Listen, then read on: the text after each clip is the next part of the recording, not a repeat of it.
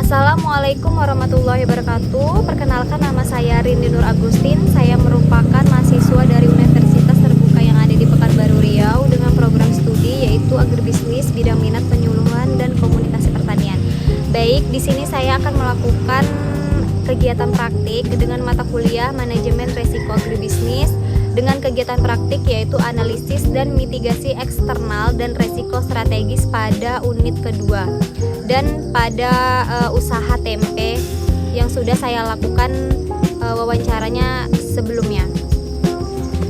Baik, di sini saya masih bersama dengan pelaku usaha tempe yang sama, yaitu dengan kakak siapa, Kak? Sekar.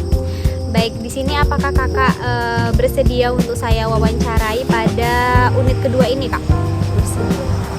Baik, di sini saya akan menanyakan atau apakah kakak bisa menjelaskan beberapa jenis resiko dari usaha tempe ini, Kak, pada yang eksternal dan resiko strategisnya nih, Kak. Oke, yang pertama itu kalau misalnya dari eksternalnya kita ada naik turunnya harga kedelai. Yang kedua itu ada regulasi pangan tetap atau BPOM, karena itu pihak BPOM itu harus sungguh-sungguh memeriksa.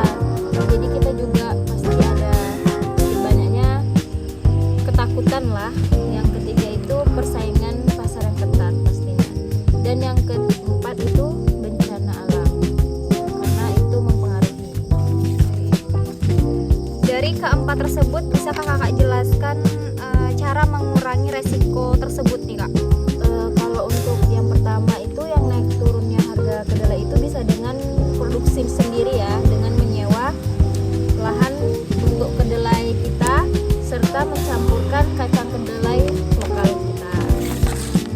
Untuk yang bagian BPOM-nya kita pasti melakukan pengurusan sertifikasi dengan BPOM serta halal dari MUI-nya dan melakukan pelatihan di dinas kesehatan.